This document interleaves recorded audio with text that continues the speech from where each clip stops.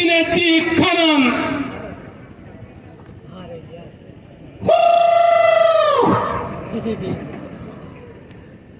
बहुत बहुत धन्यवाद संचालक महोदय। सबसे पहले पुरखों को नमन और दुलाबासी की धरती दुलेर की इस महानगरी में कानूरा गांव के और आसपास तमाम गांव के मेरे भाइयों वडीलों माता और बहनों का हमारी तरफ से भी बहुत बहुत आपका स्वागत अभिनंदन और कोटिशः जोहार।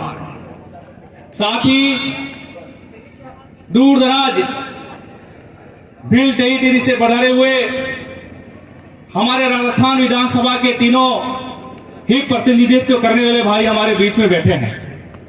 रोहत कांति भाई आदिवासी, भाई अनुतोष जी और तमाम मेरे भाई, मैं ज्यादा औपचारिकता में नहीं जाकर एक बार पुनः आप सभी भाई बहनों का बहुत बहुत अभिनंदन।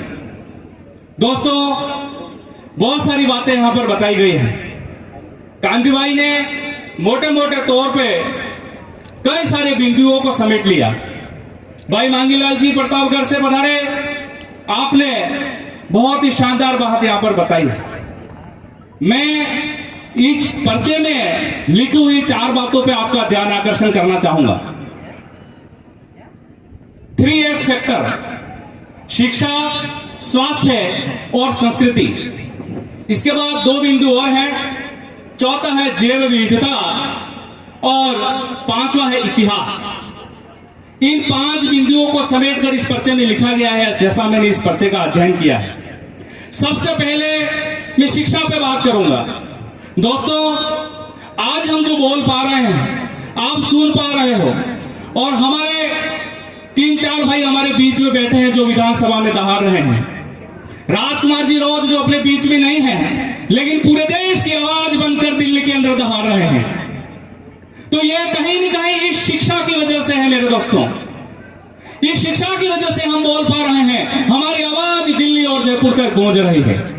इसलिए मैं निवेदन करना चाहूंगा, क्योंकि हम शिक्षा से जुड़े हुए हैं, हम पेशे से शिक्षक हैं, तो मैं निवेदन करना चाहूंगा मेरे सभी माताओं बहनों को, मेरे भाइयों को, कि अपने बच्चों को अच्छे से अच्छा, बढ़िया अच्छी तरह से उनको पढ़ाएं, रोज स्कूल भेजें और घर पे भी पढ़ाएं।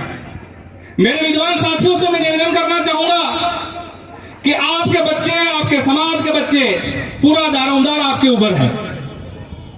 जब भी वो स्कूल से लौट कर आए तो आप उनको 1-2 घंटे जरूर पढ़ाएं। बहुत सारे भाइयों ने ये नवाचार किया है, मेरे पास बहुत सारे उदाहरण हैं। कई भाइयों ने लाइब्रेरी खोली, मेरी खुद की हाईटेक लाइब्रेरी है, 100 बच्चे पढ़ते हैं। सभी बच्चों को शानदार फैसिलिटी मैंने प्रोवाइड कराई है, कम से कम चार्ज में, और उस लाइब्रेरी के अंदर गरीब से गरीब बच्चा निःशुल्क भी पढ़ रहा है। तो इसी प्रकार से आप भी बेहतर शिक्षा के लिए बहुत बढ़िया वातावरण बना सकते हो। मेरे गांव में अभी एक बच्ची नीट डॉक्टर के सिलेक्शन हुआ है, एक बच्चा अभी RS बनने जा रहा है। तो ये सब कहीं न कहीं आप जैसे भाइयों की देन है दोस्तों। तो हम सब मिलकर के शिक्षा पे बेहतर काम करेंगे तो बहुत बढ़िया रहेगा। ये तो रही अपनी जिम्मेदारी। अब हमारे बीच में भाई प्रतिनिधि बैठे हुए, तीनों हमारे लाडले MLA साहब, सांसद जी। मैं इस मंच से सबसे पहले तो भाई हमारे जो जनजाति मंत्री हैं आदरणीय बाबूलाल जी खराड़ी साहब को संबोधित करते हुए मैं ये कहना चाहूंगा कि आपका TAD में अभी 1500 करोड़ रुपए आया हुआ है। आप अगर 1-1 करोड़ एक ब्लॉक में भी दोगे तो 5 से 6 जिलों के कम से कम 20 से ज्यादा ब्लॉक नहीं है। 1-1 करोड़ भी आप बच्चों के एजुकेशन के लिए देते हो। 1-1 करोड़ का अगर शानदार भवन या लाइब्रेरी को स्थापित करते हो, बढ़िया कोई अच्छा बहुत शानदार शिक्षण केंद्र स्थापित करते हो, तो भी एक ब्लॉक में 1 करोड़ रुपया ही होगा।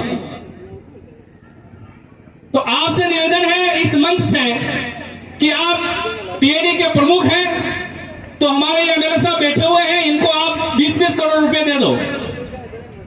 तो ये अपनी विधानसभा के अंदर सभी ब्लॉकों में और शेष विधानसभा और शेष इलाकों में हमारे सभी भाई मिलकर के एक बेहतर शिक्षा का शानदार केंद्र बना पाएंगे।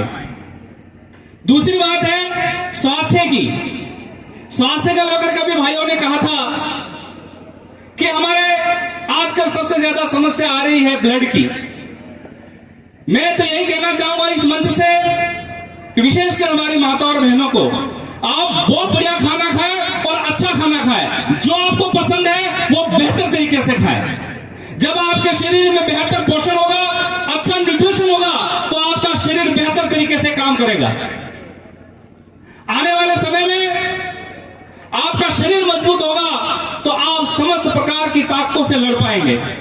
आपके बच्चे बेहतर, आपका शरीर होगा तो आप लड़ पाएंगे, वरना अपन बिल प्रदेश बना करके भी फिर किससे लड़ेंगे। इसलिए आपसे निवेदन है कि अपने शरीर को हष्ट-पुष्ट बनाएं और बढ़िया खाएं, ताकि यह समस्या कभी आवे ही नहीं। कई जगह पे हॉस्पिटलों की कमी है, संसाधनों की कमी है, तो मैं तो मंत्री साहब से भी कहूंगा और जो भी जिम्मेदार हमारे प्रतिनिधि हैं कि आप इस देश को, इस समाज को, इस पूरे जन सलाब को धर्म में नहीं उलझाएं, बल्कि आप इनके लिए बेहतर शिक्षा और स्वास्थ्य की व्यवस्था करें। ऐसा हम सब इस मंच से कहना चाहते हैं। तीसरी बात है संस्कृति की। जब आपकी संस्कृति ही नहीं बचेगी, आदिवासियों की बोली, भाषा और परंपरा, उनका जो लोकगीत है, उनकी जो लोक विधा है, उनके पोशाक है, उनकी अपनी जीवन शैली है, उनका अपना जीवन दर्शन है, वो ही नहीं बचेगा तो फिर हमारा इतिहास कहां से बचेगा, आदिवासी कहां से बचेगा मेरे भाई। अब संस्कृति को मिटाने के कुत्सित प्रयास किए जा रहे हैं। आप सबको पता है कि अभी उदयपुर के सांसद महोदय ने प्रशासन मंडल को इंगित करते हुए मुख्यमंत्री साहब को एक लेटर लिखा है, जिसमें कहा है कि 9वीं का सामाजिक विज्ञान की पुस्तिका के अंदर जो बच्चे अभी वर्तमान में स्कूलों में पढ़ रहे हैं, उसमें वो कहना चाह रहे हैं कि गोविंद गुरु ने कोई बिल प्रदेश की मांग नहीं की थी। मतलब कितनी विडंबना है, चिंताजनक विषय है, दुख भी है कि आप इतने पढ़े लिखे हैं, आप एक ऐसे प्रशासनिक सेवा पद से आए हुए हैं और आपके कर कमलों द्वारा ऐसा किया जा रहा है, जो न केवल आदिवासी समाज बल्कि इस क्षेत्र में रह रहे तमाम अनुयायियों की आपने चोट करी है, उनकी भावनाओं को आहत किया है और पूरे बिल प्रदेश को और बिल समाज को आपने ललकारा है। आपको यह पता होना चाहिए कि जब जब भी आदिवासी संगठित हुआ है तो उसने अपनी पृथक बोली, भौगोलिक टेरिटरी, भौगोलिक इलाके के लिए ही उन्होंने आंदोलन किया है। दोस्तों, यह पता होना चाहिए। स्पष्ट रूप से लिखा है कि बिलराज कायम करने के लिए, पूरे देश के आदिवासियों को एक करने के लिए, उनकी संस्कृति, उनकी परंपरा और उनके अस्तित्व को बचाने के लिए भक्ति आंदोलन के माध्यम से बिलराज काम करने का संघर्ष किया गया था। यह किसे पता नहीं है। ऐसा कुत्सित प्रयास जो आपका ये दुस्साहस से हम सहेंगे नहीं, और इसके लिए आप सब बैठे हुए मेरे भाई, जितना हो सके आप अधिक से अधिक आप प्रशासन मंडल को लेटर लिखें, और हमारे तीनों विधायक साहब भी बैठे हुए हैं, सांसद जी भी हैं, आप जल्दी से एक बढ़िया लेटर लिख करके आप प्रकाशक मंडल को भेजें और मुख्यमंत्री को लिखें। हमारी तरफ से भी विरोध प्रदर्शन होना जरूरी है, बहुत ही लोकतांत्रिक तरीके से। चौथी बात है जैव विविधता की। जैव विविधता में सारा पर्यावरण आता है। आदिवासी सदियों से इस प्रकृति के बीच में जीता आया है और आदिवासी इस प्रकृति को बचाने का पूरा काम कर रहा है। तो आप सब भाइयों से निवेदन है, खैर चूंकि मेरी चिट्ठी आ गई है इसलिए मैं ज्यादा आपका समय खराब नहीं करूंगा, बच्चियां भी वेट कर रही है, अपना कला का प्रदर्शन करना है। तो मैं तो यही निवेदन करूंगा कि धीरे धीरे हमारे प्रतिनिधि भी जयपुर और दिल्ली जा रहे हैं और अधिक से अधिक संख्या में आप और ऐसे होनहार हमारे प्रतिनिधियों को, पढ़े लिखे लोगों को आप दिल्ली और जयपुर भेजें, ताकि वो अधिक से अधिक आपकी आवाज उठा सके और ये बिल प्रदेश कायम हो सके। ऐसा मैं आप सबसे उम्मीद करता हूं। हमारा सम्मान किया, हमें बोलने का मौका दिया, इसके लिए मैं तमाम भाइयों का बहुत बहुत दिल की गहराइयों से अभिनंदन करता हूं। 2 लाइनों से मेरा वक्तव्य समाप्त करता हूं कि रख हौसला वो मंजर भी आएगा, रख हौसला वो मंजर भी आएगा, प्यासे के पास चलकर समंदर भी आएगा, मत थक ओ मंजिल के मुसाफिर, मंजिल